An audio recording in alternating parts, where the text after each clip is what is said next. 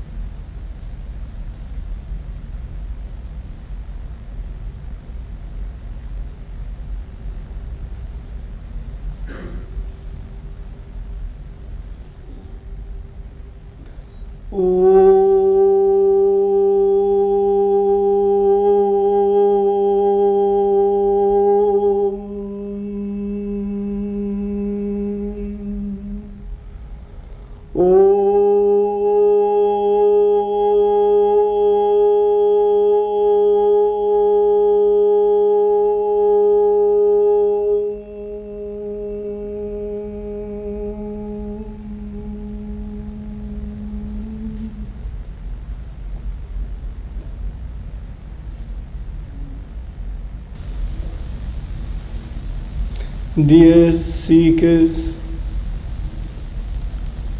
I am extremely happy to be here with you. I am extremely happy to be at this center. This center is called the Third Eye Center.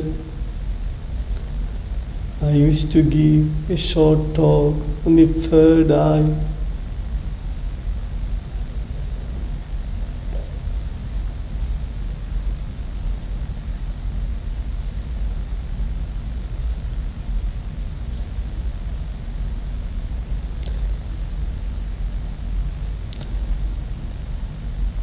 I used to invoke the third eyes of all the seekers here. Therefore, I used to make a fervent request to all of you, if it is possible, and if you want to invoke the third eye, there is a special way to invoke the third eye, and that is to chant Om. We have 6 major centers. The third eye, each center has a secret and sacred seed name. Third eye has the secret and sacred seed name. Seed name is Om. Before I give a short talk, I wish the seekers to join me to chant Om 3 times.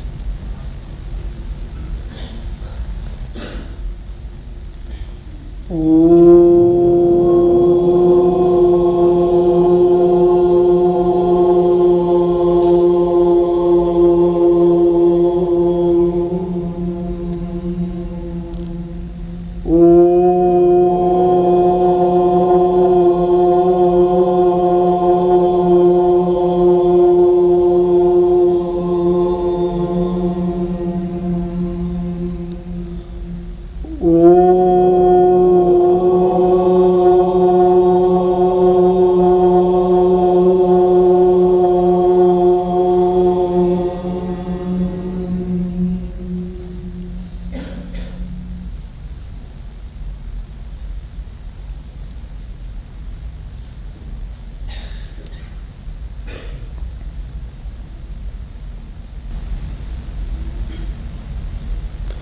Om is a Sanskrit word.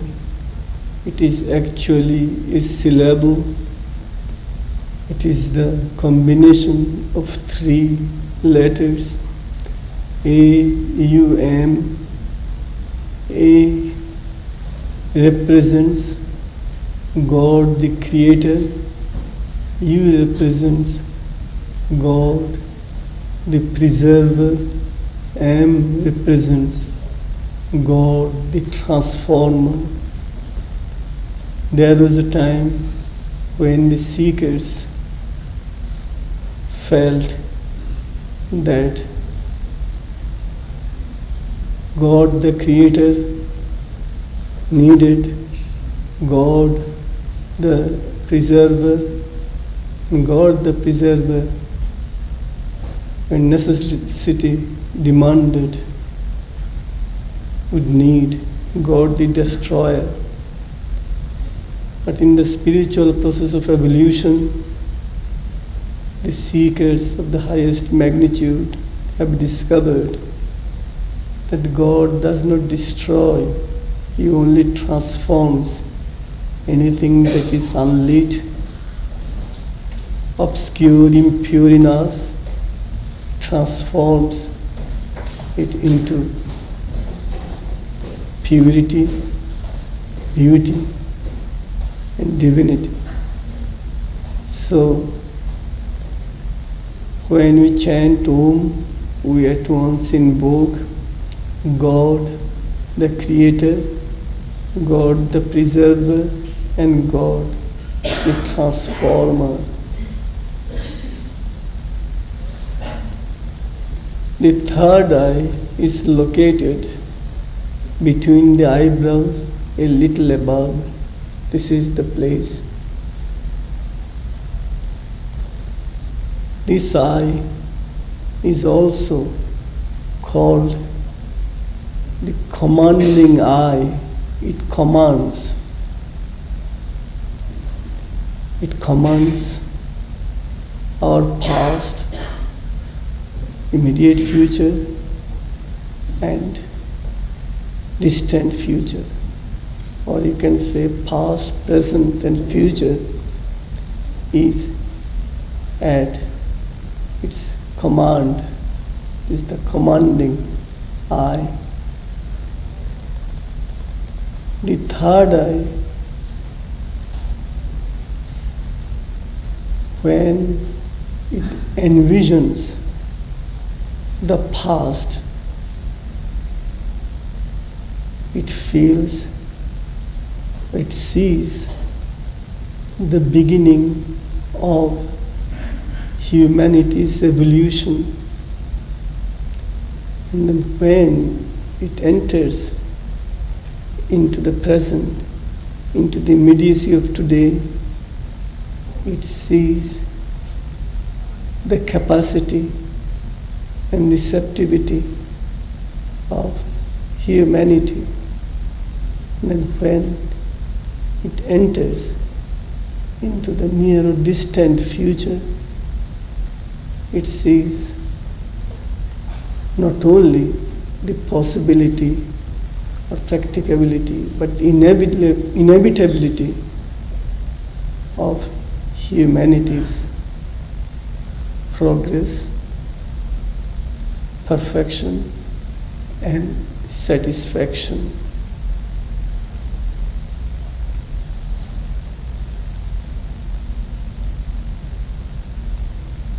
There are quite a few ways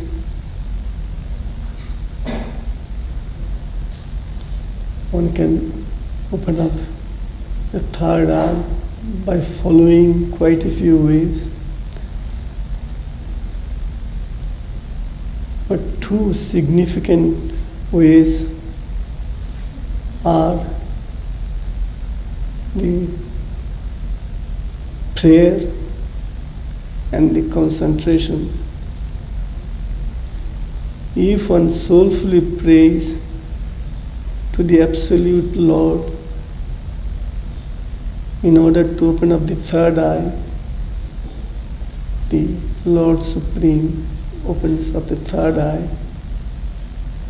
Or if one concentrates on the third eye soulfully, devotedly, and consciously, then one can open up third eye.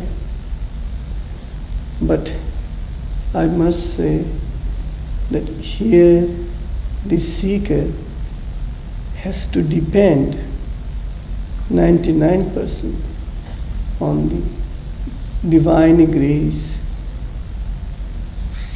Otherwise, the sincere effort one cannot make. Although one wants to become sincere, sincerity does not come to the fore all at once. It takes very, very long time.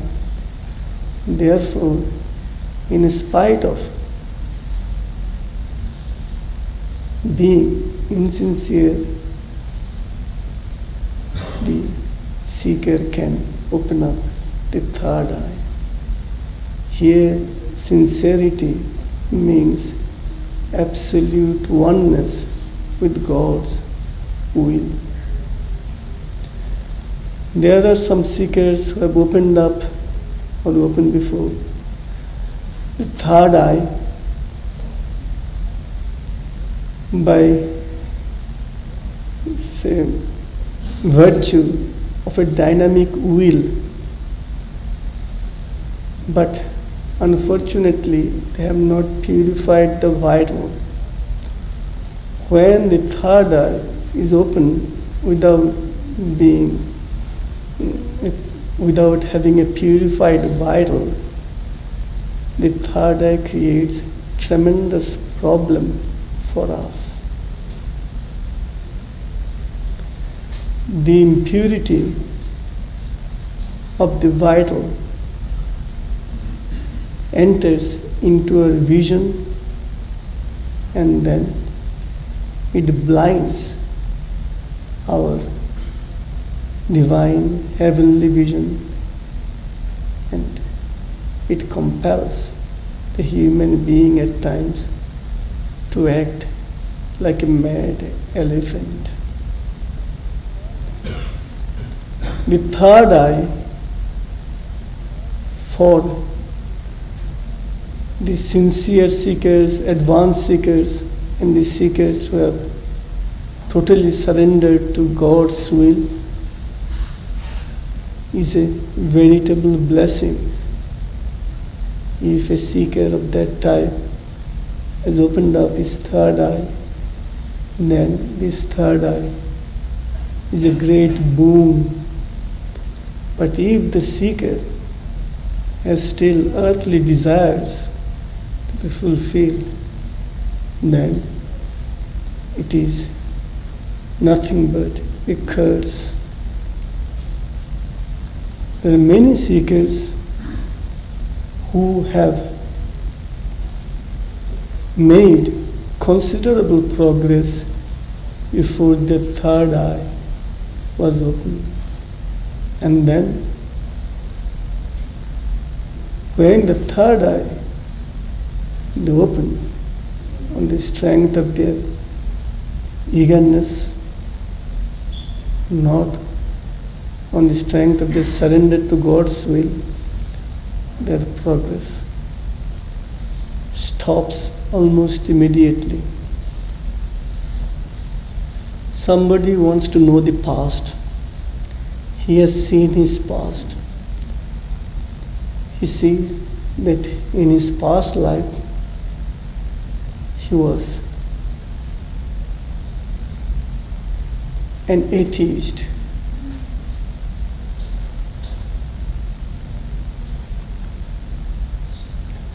Despondency assails him. He feels if he was not even a believer of God, how could he realize God in this incarnation?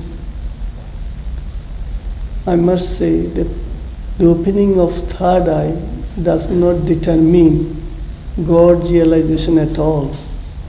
Some people may think that if the third eye is open, that means he is realized. No. Third eye can see the face of God, but it does not indicate that complete oneness with God is established. If the past was not satisfactory, the third eye can create problem for the seeker. And if the present, the immediate present, the distant future is not promising, the seeker will be doomed to disappointment. And if the distant future is threatening and frightening, and the third eye may create tremendous problem. When the third eye is open, in accordance with God's will,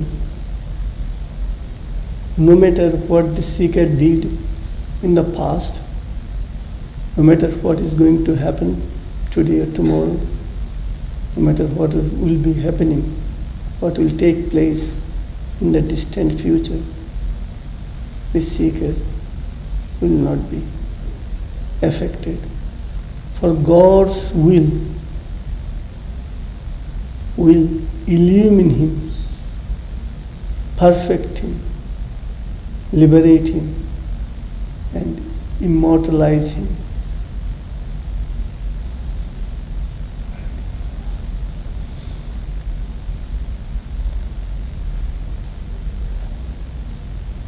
The easiest and the safest way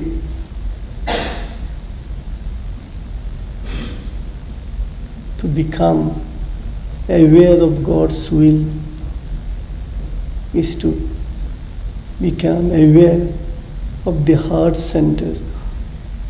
If one opens up the heart center first, then he becomes inseparably one with God's will. At that time, if his third eye is opened up, he cannot make any mistake. His past, his present or future cannot create any problem for him. The happenings of the holy past or the immediate present or the ultimate future can no longer create any problem for him, for he becomes inseparably one with God's universal vision and transcendental reality. Inside God's universal vision and God's transcendental reality, all the things that he sees, feels, and grows into can be perfectly housed without any problems whatsoever.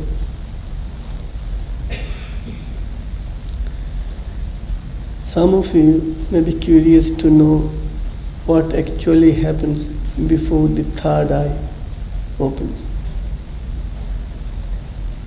Before the third eye actually opens up, the seeker feels a kind of sensation on the third eye. In the beginning, the seeker may feel a tiny ant, sensation of a tiny ant moving around.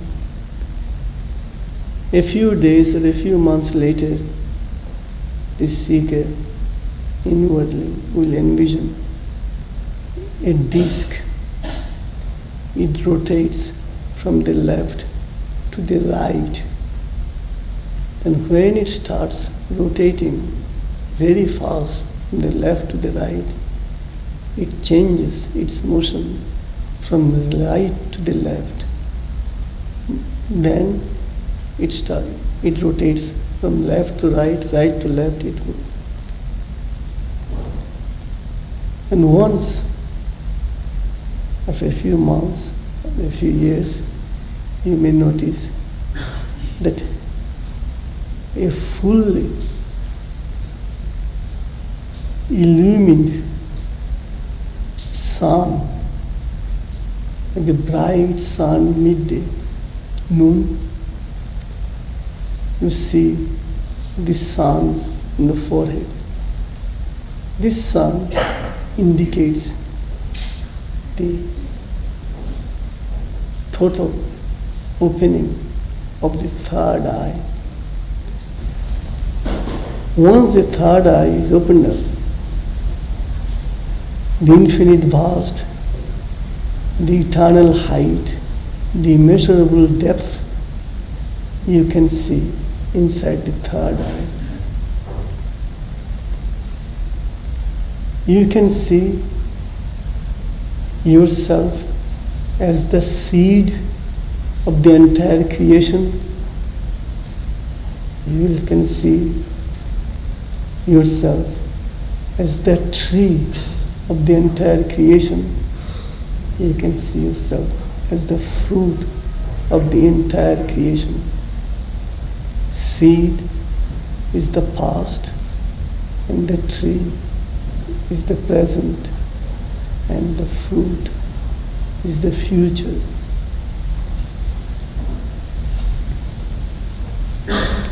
There are some spiritual masters who tell their students that it is not advisable to open up the third eye.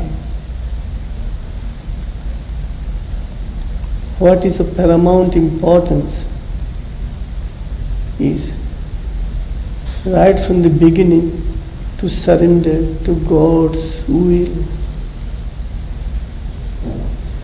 If so is the will of God, God will grant the vision which He Himself is. If God wants to give vision to a certain seeker, He will grant. Why? Just because He wants to make a perfect instrument of that person. The hour has struck. But if a seeker untimely pulls the reality or the vision reality of the third eye, it will create tremendous disaster for the seeker. On the one hand, the third eye is the eye of illumination for the sincere seekers. On the other hand, for the curiosity mongers, the third eye is nothing but temptation. The third eye, I mean the opening of the third eye.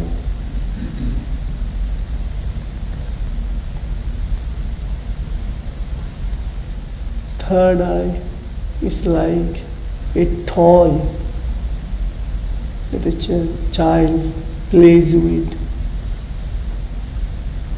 Then, after a few years, he gives up, does not play with toys anymore. He studies for knowledge.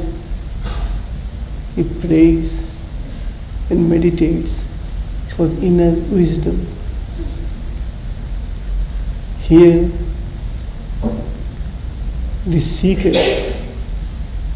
after he has played for a few years with the third eye, the toy, he wants to acquire infinite wisdom light. This wisdom light he gets on the strength of his constant surrender to God's will and by virtue of his inmost cry.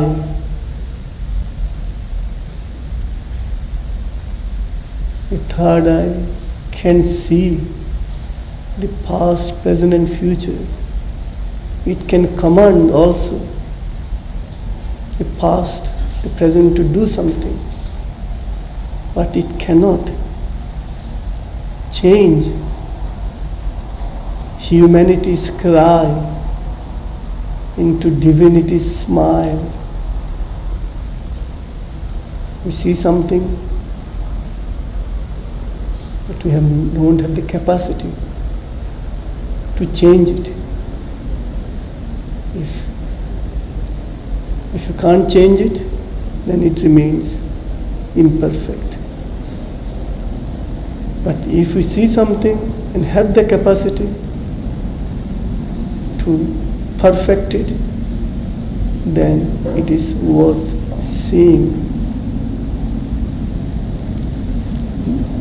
But if one has discovered himself, has realized the highest truth, then if he sees something and if it needs If it needs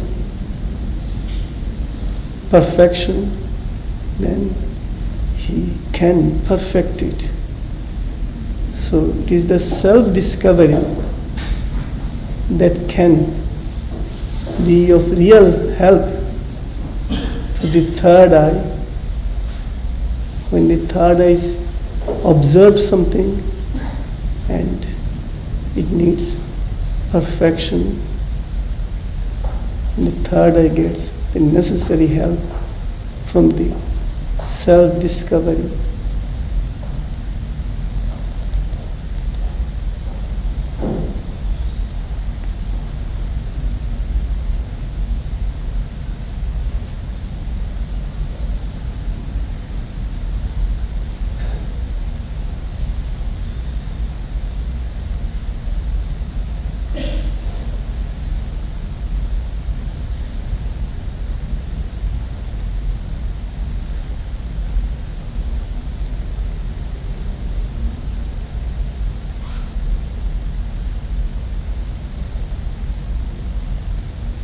Two earthly eyes, human eyes, are side by side together, but they cannot see each other.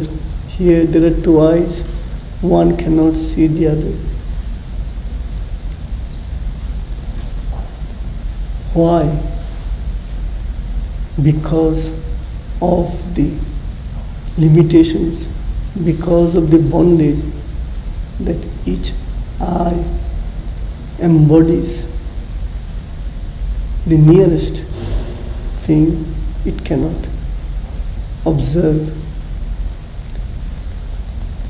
But if we stand in front of a mirror, then we at once see both the eyes at our sweet will, and we see how one helps the other.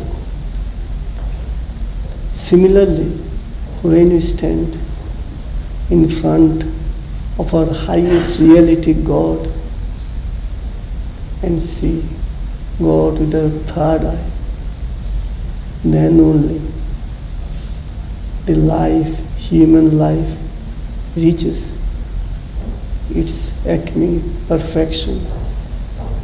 Otherwise, the third eye will see that it will not offer any satisfactory result or abiding satisfaction to the seekers of the ultimate truth.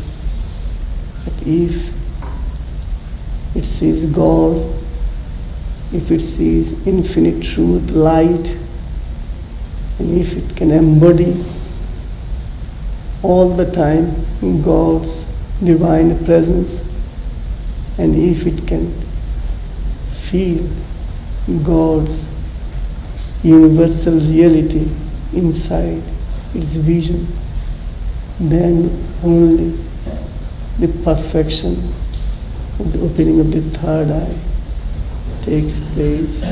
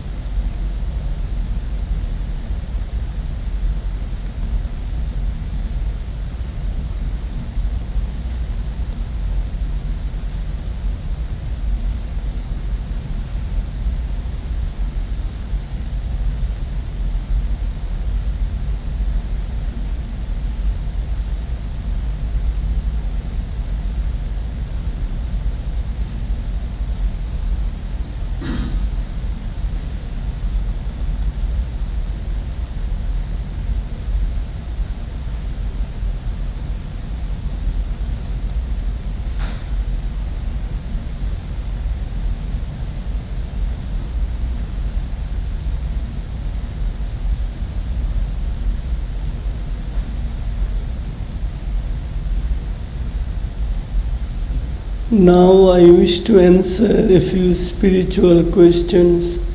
I wish to be of dedicated service to all of you, but I wish to make a sincere request to you that I shall accept only spiritual questions in your life of aspiration.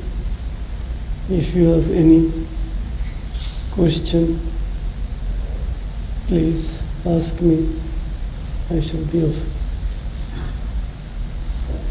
devoted service to your life of aspiration. Spiritual question, please. Would you kindly raise your hand?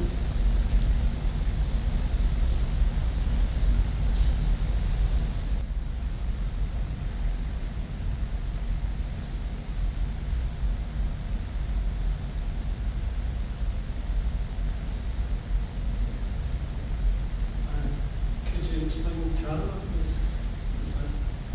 Reincarnation?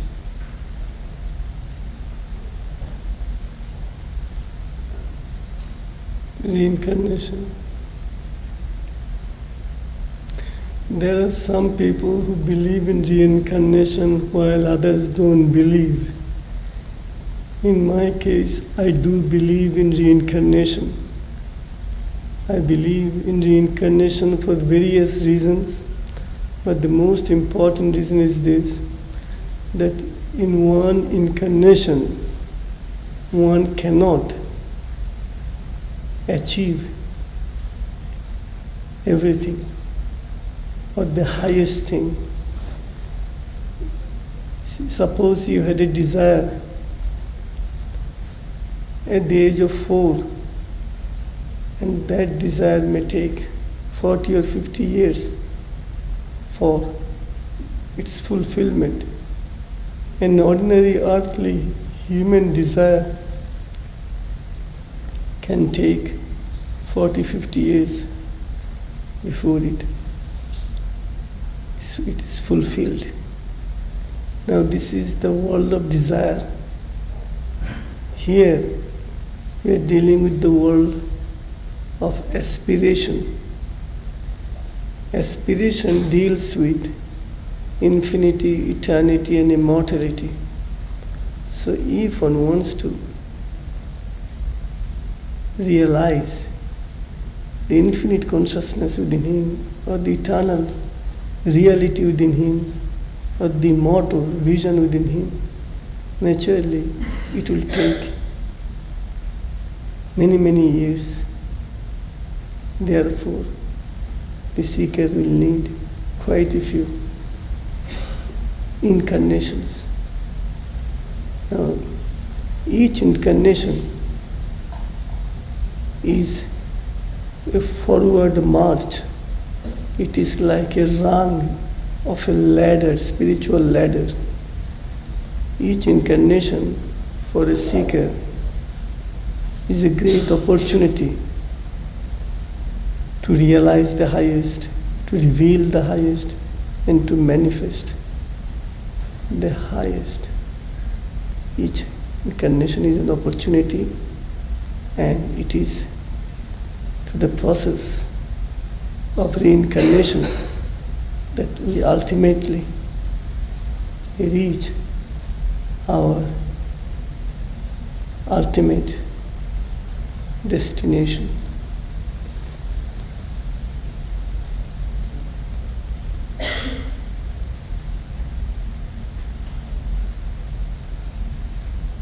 Next, please.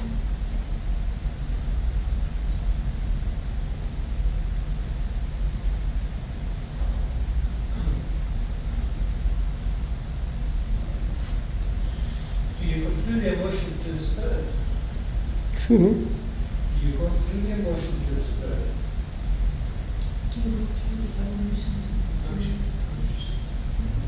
Do we go through emotion? Do you go through the emotion to the spirit? Yes, now there are two types of emotion. One is earthbound emotion, where attachment looms large, where we hear this song of possession, emotion that wants to possess and that wants to be possessed. There is another type of emotion. It is a liberated emotion, heaven-free emotion. It is I belong to God. He is infinite, He is eternal, He is immortal. It does not become me. It is beneath my dignity to wallow in the pleasures of ignorance, to mix with ignorance, falsehood. No. So that emotion is divine emotion. Here we identify ourselves with the eternal, with the infinite, with the immortal. And if we are one with infinity, eternity, and immortality, then there are millions of things we can't do, we won't do, because it is simply impossible for us to do. We have taken the side of light, and we cannot change and go and take the side of ignorance. And so, emotion that is heaven-free, that is to say, the emotion that makes us free, liberated, and vast is good. But the emotion that is attached to the outer life, to the human feelings, and where attachment is constantly playing its role deliberately, that emotion is not the emotion that should be encouraged, but the other emotion which is founded on oneness with something vast, something illumining and fulfilling, that emotion one has to welcome, for that is the right way. I am God's child. How can I do this? I am God's child. I must do this. He is waiting for me. As I need Him, He also needs Him. He also needs me. I need Him because I need illumination. He needs me for His manifestation. Therefore, we need each other. Here, oneness is seen, oneness of will. With my will, oneness will, I will realize my highest, which He Himself is. And then, with His will, He will try to manifest Himself in and through me. That is my instrument. God will say that it is I as a seeker is His instrument. And I will say, I as a seeker, His instrument. So, the emotion that is divine, the emotion that liberates us or brings us the message of vastness, oneness with each and every individual, is the divine emotion. And that devotion emotion is necessary to reach one's destination.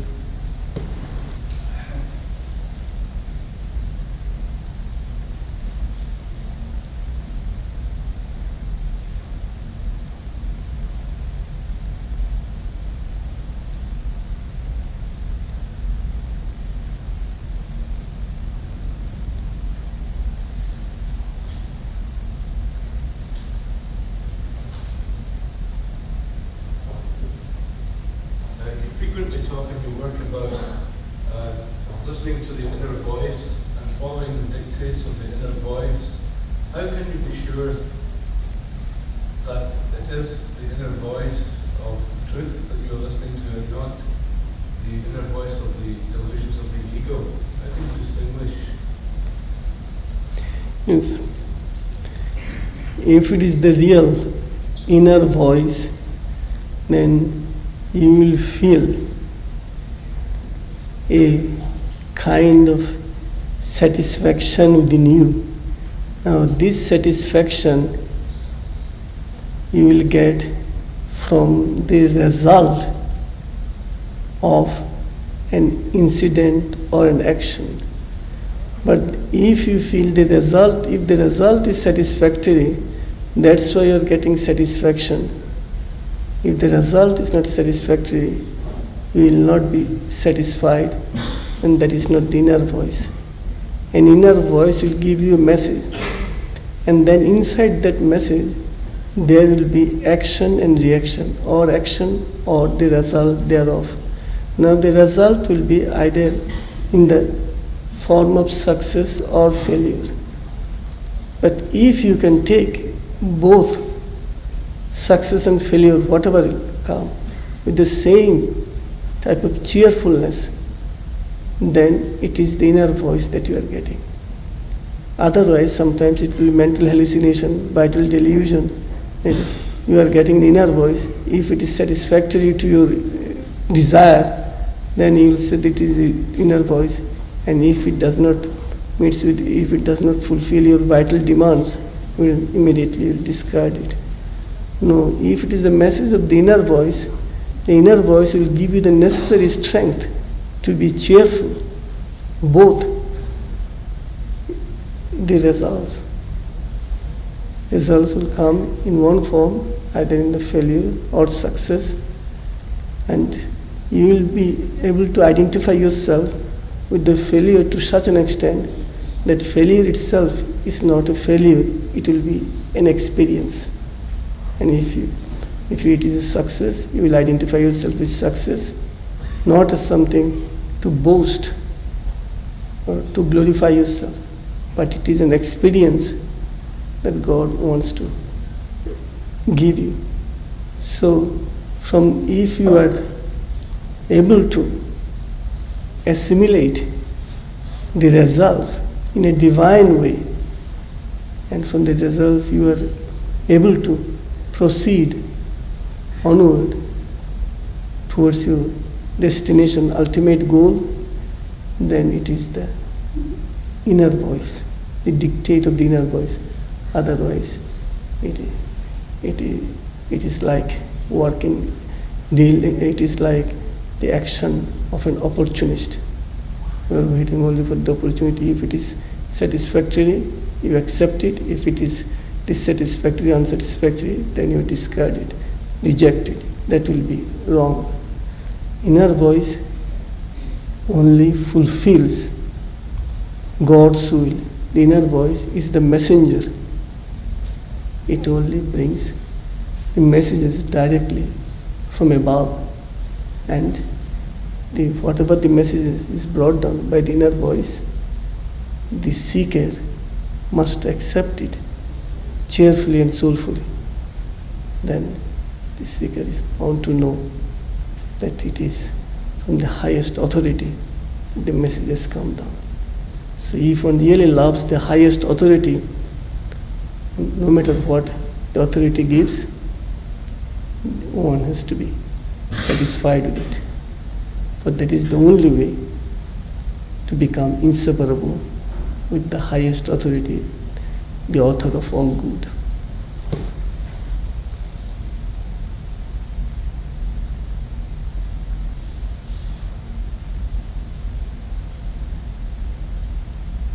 Is there a true and false illumination? Yes, there is false illumination, true illumination. If it is true illumination, if it is real illumination, then one is bound to have universal oneness with God's entire universe, if it is proper illumination. But if it is false illumination, then one will see oneself as the only reality, and the rest of the world will be to him a false reality. He is the only one who has got illumination, or who has realized the truth, and nobody else has seen it, or nobody else has been illumined. Then that is false illumination. True illumination is with all, for all, inside all. But false illumination is only the satisfaction of one's own vital. I am the only possessor, the rest are all beggars. I have everything, the rest are all beggars. That is false illumination. Here one is aggrandizing one's ego. Whereas when one sees oneself inside everyone and sees that everybody is inside him and he is inside everyone, that is universal oneness, that is true illumination without fail.